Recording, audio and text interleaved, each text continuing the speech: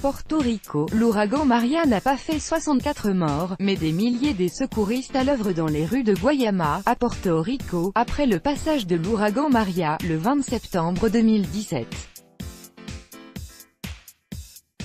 Reuters, Carlos Garcia Rollins. Le bilan officiel 64 décès, du passage en septembre 2017 de l'ouragan Maria sur l'île de Porto Rico, territoire non incorporé des États-Unis, est totalement remis en question. Une équipe de chercheurs de l'université Harvard a établi qu'au moins 4600 personnes étaient mortes dans les 3 mois ayant suivi la catastrophe. Une estimation basse, précise-t-il. De quoi relancer la polémique sur la lenteur de la réponse de l'administration Trump. Selon une étude indépendante publiée mardi 29 mai 2018, disponible ici, des milliers de personnes ont péri l'an dernier à Porto Rico en raison de l'ouragan Maria. À partir d'une étude de terrain, des chercheurs de Harvard ont établi qu'après le passage de l'ouragan, le taux de mortalité avait bondi drastiquement par rapport à l'année précédente. Nombre d'habitants privés d'électricité, d'eau, de téléphone ou de transport n'avaient notamment plus accès aux soins. Dans un vaste porte-à-porte, près d'un tiers des ménages interrogés par les auteurs de l'étude publiée mardi rapportent ainsi avoir vu leurs traitements médicaux interrompus, faute de pouvoir acheter des médicaments. D'autres ne pouvaient plus faire fonctionner leurs appareils d'aide respiratoire faute d'électricité. De nombreux centres de santé et cliniques avaient dû fermer, beaucoup de médecins étaient introuvables ou immobilisés. En fait, entre janvier et février 2018, les chercheurs ont organisé l'équivalent d'un recensement partiel.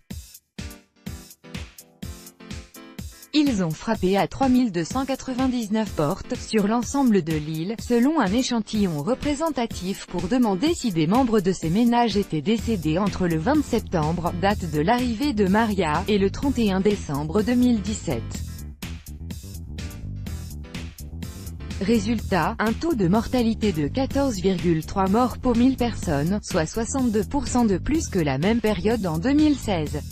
Porto Rico bien moins loti que le Texas. L'équipe arrive au nombre de 4645 morts supplémentaires.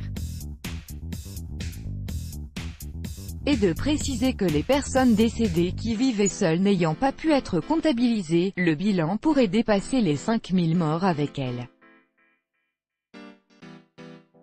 Les auteurs ont déterminé qu'en moyenne, les habitants avaient passé 84 jours sans électricité, 64 jours sans eau et 41 jours sans réseau téléphonique mobile. Dans certains endroits, 83% des ménages ont vécu sans électricité pendant plus de 3 mois. Février, le gouvernement de l'île avait aussi décidé de charger une équipe de l'université George Washington de conduire une étude. Cette dernière, qui publiera ses conclusions bientôt, selon le directeur de l'administration des affaires fédérales de Porto Rico, ne conteste pas les résultats de l'équipe d'Harvard.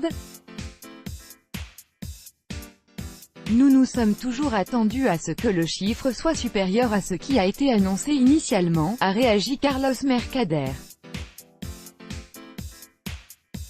En cette période exceptionnelle de septembre 2017, Washington avait aussi dû faire face au Texas et en Louisiane, au passage d'un autre ouragan du nom de Harvey. Mais après Maria, le gouvernement fédéral avait été rapidement tensé pour la lenteur de sa réaction à Porto Rico, une île située à l'est de Saint-Domingue en mer des Caraïbes, et qui ne fait pas partie des 50 États américains mais qui appartient aux États-Unis. Un territoire bien isolé du reste des États-Unis en cause, la lenteur des opérations de secours et de réparation menées au niveau fédéral. Porto Rico a subi l'une des pires catastrophes de l'histoire des États-Unis, et le gouvernement n'a pas assez réagi. Le Congrès a temporisé sur l'aide, Trump a attaqué la mer de San Juan, est venu quelques heures et a oublié Porto Rico pendant des mois, a tweeté un parlementaire démocrate de l'État de New York, Joe Crowley, qui réclame des auditions parlementaires. Le bilan de 64 morts avancé par les autorités locales avait rapidement été tourné en dérision.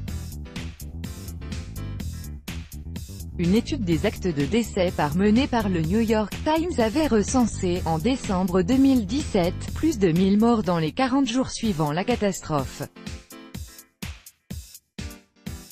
Donald Trump, lors d'une visite sur place début octobre, avait déclaré que Porto Rico pouvait être « fier » de ne pas avoir à dénombrer des centaines de morts comme lors d'une « vraie catastrophe ». Le président faisait alors référence au passage de l'ouragan Katrina, en 2005. Mais il faut dire qu'à cette époque, déjà, l'île de Porto Rico s'était sentie bien seule. En effet, en 2005, le bilan officiel avait été de 16 morts seulement. D'aucuns estiment que Porto Rico, dont les 3,4 millions d'habitants, en majorité hispanophones, ont la citoyenneté américaine mais pas d'élus au Congrès, ne bénéficie pas de la même attention que si l'île était un État. À relire Porto Rico, une île à l'arrêt.